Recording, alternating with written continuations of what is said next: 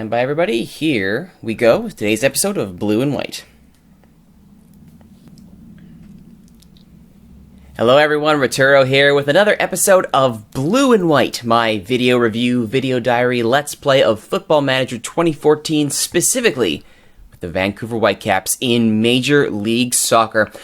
As you saw in the last episode, there was a phenomenal result, Canada winning the Gold Cup. Not only did Canada win the Gold Cup, Ian Hume was named MVP of the Gold Cup. He then promptly tore his hamstring, out for 3 months. That's the end of his season. So he goes from in my doghouse to winning the Gold Cup MVP, being a Gold Cup champion with Canada, and now he's done for the season. And he's on 2.5, and he's not getting any younger. I don't think Hume will be back next year. I just can't afford a 4.7. I believe he's on 4.7. Yes, 4.7 a week for someone who's 2.5. That's just not happening. Speaking of contracts, though, and people on 4.7 a week, Milan Borjan. I have made a horrible mistake with Milan Borjan. Now, we are in contract renewal season. We are past the halfway point of the season. It's 2015, which means all the contracts that expire this year will need to be renewed. Caleb Clark. Yep, he's re-upped. He's on a senior contract, 1.4 a week. Pretty good for a prospect. He is counted as homegrown. Johnny Leveron got a 3.4 a week, and a very well-deserved 3.4. He definitely earned that raise. Very good indeed. And Russell Tybert, I fought with him and his agent tooth and nail, but was finally tied down to $5,000 a week. Now, if Tybert hits his potential and becomes a full 4-star, that's a worthwhile pickup. As it sits right now, I am not happy with that $5,000, and it's likely I may move Tybert next year if I can get a good deal for him. But as I said, the problem here is with Borjan. He's making 4.7 a week. I had him down to $5,000 a week, and I still wouldn't take it, and he ended up getting fed up, and his agent said no. I gacked somehow, because I knew I didn't have much cap room to play with. I didn't realize he was on 4.7. If I had been thinking, even just a little bit, and saw he was offering $5,000 a week on his 4.7 initially, I would have taken that immediately. But for whatever reason, had a brain fart. Now he won't talk to me, and here's the horrible part. AGF has signed him to a pre-contract, and if that work permit decision goes in AGF's favor, Borjan is gone at the end of the season for no compensation whatsoever. I'm just a little bit peeved about that one. That is just atrocious man management for me. I have to own up to that one. That was not good at all. Certainly not what you expect from a manager who has just been approached by Eintracht Braunschweig and Suwon Blue Wings for interviews, both of which I said no to. Elsewhere in the MLS coaching carousel, I might not be moving, but Frank Klopas he is now the head coach of the New York Red Bulls, and over in Columbus, Mike Lapper has been moved up from assistant coach to head coach, so the line of succession continues out at Columbus. Other big things to point out here, our new players have arrived. Yes, they have, thank goodness. No more Jay Demerit, no more Nigel Rio-Coker. In their place, we have Alejandro Garcia, our 4-star left back, just below the threshold for a DP. And you gotta like how he's instantly the best left back on the team. And more importantly, this is perhaps the part we should all be happy about, he's only 23 years old. That is fantastic. Great pickup for the future. Glad I have him. And, of course, Daniel Cisneros brought in at 3.6 a week as an attacking left. He's also one for the future at 23, but his ceiling is fantastic. And definitely going to be handing the keys to him ahead of Tybert once I move Tybert next year. Fouad Aboukit also brought over. Needs a bit of a rest after being played repeatedly to get him up to match fitness, and he is indeed there. But at only $700 a week on a reserve contract, that is a phenomenal pickup for a 4.5 projected depth D-mid at 1.5 right now. Great lockdown for the future. Very happy with him. All right, let's get to the other massive news here. The groups for Champions League have been drawn. This year, we have in Group A, Chicago, Comunicaciones, and Real España. USA, Guatemala, and Honduras. I would expect Chicago, given their current form, to get out of that group, but Real España could prove a stumbling block for them there. In Group B, Aguila, Harborview, and Toro. I would expect Toro to bring the win, the group win home. I can't really see Harborview doing anything. Maybe Aguila with an upset, but Toro should take that. Group C, Colorado, Leon, and Real Esteli. That's going to be one of those fun US-Mexico draws that would never happen in the real world, but is happening here. I would think Leon takes that. In Group D, Alajuelense, Rivière Pilote, over from Martinique. Great work from the Caribbean nation there. And Sporting Kansas City. Sporting should be able to win that one, but you can never count out Alajuelense. The Costa Rican side have made their bones in Champions League before, and they could prove a stumbling block for Sporting here. In Group E, oh, what a draw. Vancouver, Municipal, and Monterrey, who will no doubt love to get revenge after we knocked them out in last year's Champions League in the semifinal with that incredible come-from-behind victory. In Group F, Jorge Mendoza's going to love this. Club America, Cavale, and Herediano. The Mexican squad should have no problem whatsoever winning that group. I will be shocked if they lose this group. Group G, LA Firpo, Olimpia, and Solos Tijuana. Again, the Mexican side should have no problem winning that group. And finally, DC United, San Francisco, and Saprissa. DC should take that one, though Saprissa could prove to be a fly in the ointment. That's the state of Champions League. Not going to be nearly the easy ride that we had last year, so that's going to be a bit of an interesting one. On to the matches then, and Mexico's campaign in the Copa America is underway. In fact, our featured match today will be the final group stage match against Chile, which we must win if we want to get out of the group. But let's start with the important one. Our final tune-up match was against Colo-Colo, and it was a 2-0 friendly win against the Chilean side. Jesus Escoboza and Marco Antonio Bueno with the goals. Let's see how they played out. Shots 11-6 here, so you can see Colo-Colo actually put up a very good fight.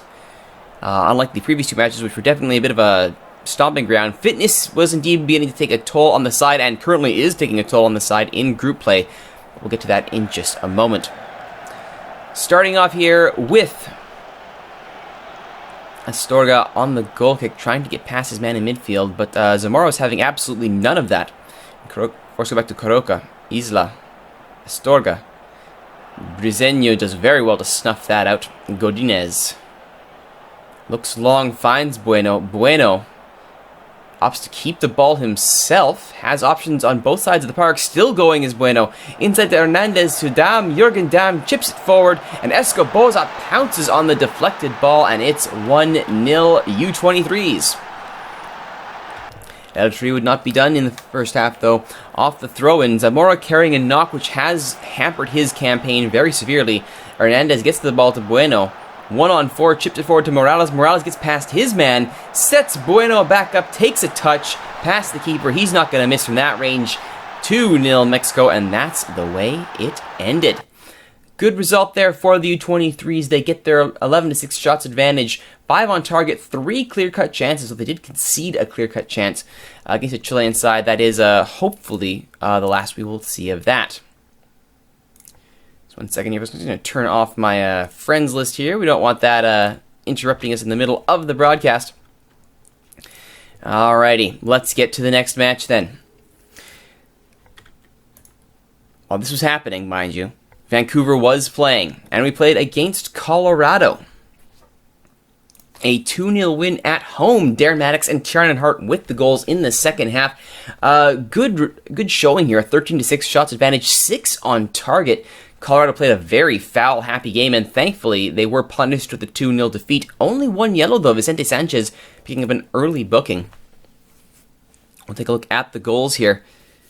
Starting off with Darren Maddox in the 66th minute. Off the free kick, Alderson goes up wide to Sam Adekugbe. Adekugbe inside to Tybert. Tybert chips it forward. Maddox with a nice little header. Over his defender, past the keeper. There was a call for offside there, but Maddox was in line. I did go back and have a look at that. Maddox was indeed onside, 1-0. And while that was the winner, that wasn't the last goal of the match. As Borjan well out of his net there. Could have let it go up for a goal kick. Opts to claim it to start the counter. The little chip forward here. Hart able to nod it on, but Kloot snuffs that out. Problem, though, is Schuler gets it right back to Hart. Hart going up the right side, forward to Mane, Kakuta Mane, with the cross that to Alderson. Alderson to the touchline, and Hart with a little flick himself puts it in for his goal. The second goal of the match for Vancouver, and that is the final goal of the match. 2-0 it ends. Vancouver over Colorado. Then began Copa America. Back to Mexico we go, to the Chile, home of the Copa America, and a 3-0 defeat against Uruguay. Now I want to show you this 3-0 defeat here. 9 shots to 8. 8 shots on target. Yes, Suarez got the early one to put us down 1-0, but we outshot them and outchanced them on target. This was a phenomenal effort. I mean, this is the textbook case of you were unlucky, boys. I mean, this scoreline flatters Uruguay. Yes, they got the 2-0 when we began pushing hard for that winner. We injured Suarez, so there's a little bit of a retribution, but I'll show you the goals here. Cue up this free kick from Luis Suarez. It was a well-taken free kick as well to open the scoring. And there it is, well taken, posted in past Lahoud. Now, take a look at this here. 9 to 8, one clear-cut chance, no clear chance for Uruguay, so you could fault Lahoud somewhat. But there should have been a goal in this. There absolutely should have been a goal. It was a very tough game, foul 16 to 12 in our favor. Very unlucky that we did not get a goal. We perhaps deserved one. Can't fault the effort there. Espericueta's free kick to Sosa. This might actually be one of them. Nope, Gonzalez intercepts the cross in the 79th minute as El-Tri pressed for something. Oh, they were all over the ball. They just could not get it in the back of the net. And Cavani here gives it to Gonzalez. And now Uruguay are in control. Calzada out wide to Hernandez. Hernandez into the area with the cross. And Cavani managed to beat his man and the keeper to knot it in. Not the best defensive move there from Mexico. And Uruguay were not done as we pressed for anything. A goal to get some sort of pride out of this match. Uruguay punished us rather harshly. Ramirez out wide to Oliveira. Oliveira inside to Calzada. Calzada. Gonzalez to Cavani. Ramirez. Oh, it's a wonderfully taken goal there from Abel Hernandez. From outside the area, curls it in. Far corner. And that's how it would end. While this is underway, at home, Vancouver had another match. It was a 1-0 win over RSL in Rio Tinto. Now, if you've been following this series, and I hope you have, you know that RSL is our boogeyman. We just cannot get results. So to get a 1-0 result away and to lose Schuler to injury as we did is an excellent result. Tybert with the goal in the 20th, and then we just bunkered in. We got the result. Leveron starts things off here with that header on the goal kick. Plata trying to get something started to Beckerman. Beckerman has the ball taken off him by Alderson. And Schuler, in a return to Rio Tinto, the former RSL man, gets the ball forward again. Mesquita on the right charges forward. Great cross here. Borchers, however, deals with it. But he cannot get the ball far enough away as Gill's counter is snuffed out and Schuler, Holt, and Kofi combine to get the ball back to Mesquita. Mesquita rampaging down the right side with his left foot finds an all-alone Russell Tybert. Left-footed cross from Mesquita, and Tybert, you couldn't ask for a more gilt-edged chance than that one. A golden chance for Tybert, making no mistake. Vancouver out shooting RSL 12-9. We actually had another clear-cut chance that was fluffed. But it didn't matter because we banked one, didn't concede. 1-0 is the final result. There was another 1-0 result, though. And it was a 1-0 result for Paraguay. In the 74th minute, Edgar Barreto gets the winner.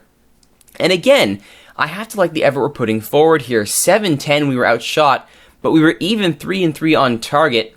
Played a very vicious game trying to get Paraguay off their game, and we very nearly got a point out of this. Let's take a look at the goal here by Barreto.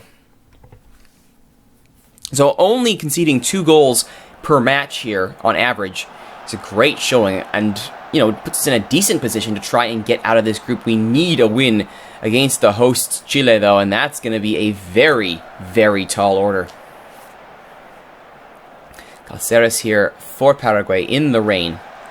Over to Cáceres. Riveros inside to Caballero. Cáceres, Caballero. There's Barreto charging in. First time Zit. Lahoud would probably want that one back as it went through him. But nevertheless, it is the winning goal for Paraguay. And only a 6.62 average for Mexico is far better than you think. And see, 3 clear-cut chances to 1. We're getting these golden chances from our on-target shots, just not able to get them past the keeper. I gotta say, if this is how it ends and we keep getting these clear-cut chances that don't go through, I'll be very happy with the result. This team has done very well. There have been injuries, there have been fitness concerns, but ultimately, it will be a all for naught. We cannot get a result here over Chile, so I'll show you the group. This is the situation we're in. So take a look specifically at Group A. Alright, so Uruguay on 6 points. Paraguay on 3, Chile on 3, Mexico on none. The final match is Uruguay-Paraguay. If Uruguay wins that, and we need them to, they're through on 9 points. Paraguay wins, it's tied on 6, means Chile must win to get through.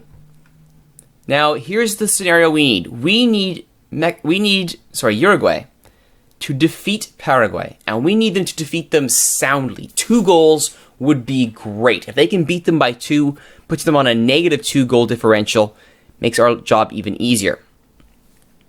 We then face off against Chile. Now, we need to beat them, not by 1 goal, because that puts them on even goal differential enough, us at -3. Not by 2 goals, that puts them on -1 and us on -2. I don't know if I got that math wrong there. We need to beat them by 2, because that would put them on -3 goal differential, put us on +2, Paraguay then on -2. It would then come down to, I believe, goals scored, in which case those 2 goals would be enough to see us past Paraguay. Oh boy, it's a tall order. It's a very tall order to win by 2 over the hosts and hope Uruguay does the same to Paraguay. But we gotta hope. We have to hope. 3-4-3 here for the Chileans.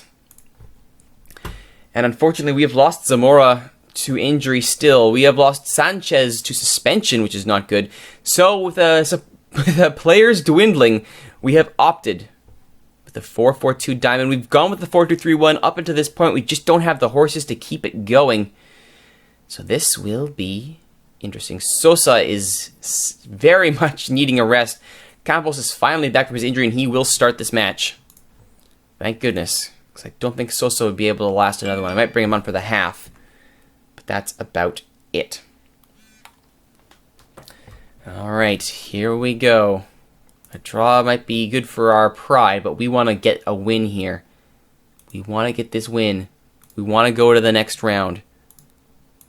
If I can get this win, that pretty much cements my bona fides if I try to go for the Canada U23 job for the 2016 Olympics, which has been my goal all along. If you've been wondering why has someone who is a Canadian, coaching a Canadian team, been so obsessed with this Mexican U23 squad, it's because I am planning to use this as a springboard to get the Canada U23 job for the 2016 Olympics. That's the goal. If that happens, totally different question. All right, everybody. Come on, everybody. We can do this. Make a difference. When they're listening keenly, and they're already in great morale because they're just happy to be here. So they're not going to get more than that. We'll go on the counter. We'll see if we can get stuck in and try and do that. All right. Here we go. Mexico, Chile. Mexico's boss is in the stands today to watch how the kids perform.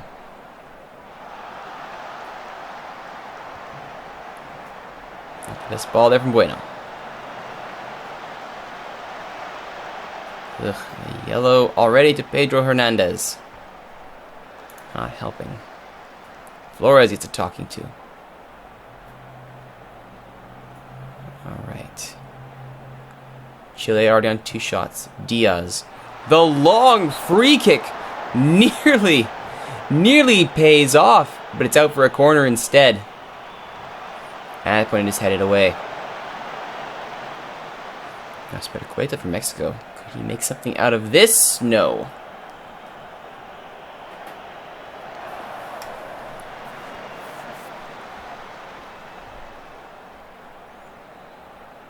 Throw in from Chile deep in their own half, and Hernandez will snuff it out. Escoboza now Out wide, wide open Lopez. Can he do something? He's around his man. Lopez! Saved by Toselli.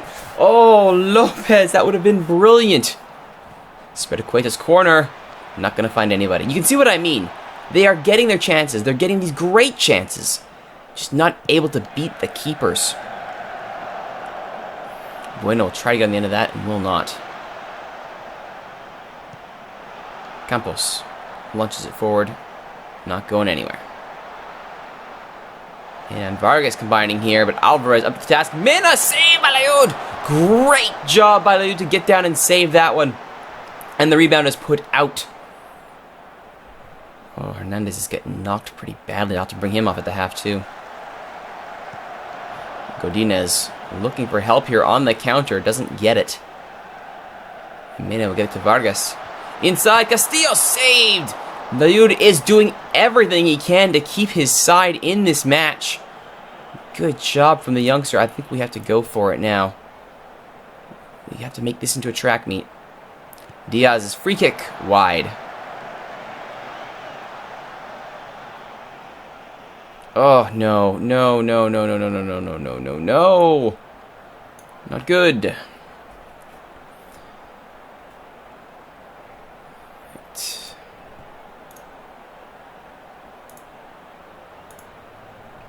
Briseño is coming on. Unless we had a fresher defender, that's something I suppose. The problem is that the ball is still with Chile and the hosts put it well wide. Card for Toro. Spediqueta's free kick. Low, headed away by Diaz. Mena. And as far as Godinez, Lopez, the Mexican, going for something here. Bueno to Izazola! Saved by Toselli. Not enough on that from Izazola. 2 minutes of injury time.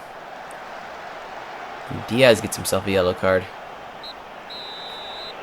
Alright, so I think we have to bring Spediqueta into the D-mid spot. We need to bring Morales in. Hernandez in the attacking mid. And what do we do here? I think we have to leave this as is. Keep it up, everybody. That's it. You can do this.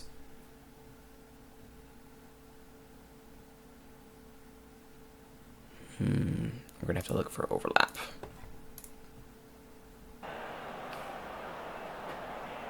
Oh, no, no, no, no, no, no. Izazola, no. It will be Rodolfo Pizarro coming in, and that's my final substitution. I'm going to... I'll leave him up as the advanced forward. Alright, guys. Substitutions all around here. Lopez looking for Bueno. Finds him! Bueno! Bueno! Oh, yes! 1-0 Mexico! Chile feels it was offside. Do they have a case? Oh my goodness, this is a huge, huge result. If this stands, that's 1 goal in. We've got our goal. The referee will not take it away from us. So there's Lopez. Bueno was onside when that ball was kicked. He was absolutely shoulder to shoulder with the last defender. That's a good goal. It is 1-0 Mexico. We've got our goal. If it stands and we get our 3 points, we will have done everything that I could have asked these lads to do. Great defense here from Mexico. They scramble, keep the ball out of the back of the net. Absolutely what they need to be doing right now. And the other way, here they go. Espericueta to Campos. Campos looking for Escoboza. I can't quite find him.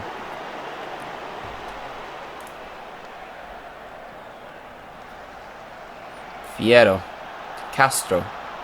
Castro for Vargas. Well over the net at that.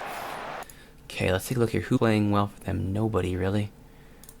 However, I do want to make sure you, sir, are kept an eye on. Diaz. Long free kick. Headed, but away. Royas. Fierro. Enriquez. He's offside. A second goal here. A second goal here is what we need. Mena. Headed down, but not away. Enriquez, good tackle by Spericueta. Can't get the ball though, Vargas. Inside for Mena. Great parry by Manuel Laud. Oh, that was beautiful. The young keeper is not going to let this team go down without a fight. They just need to support him.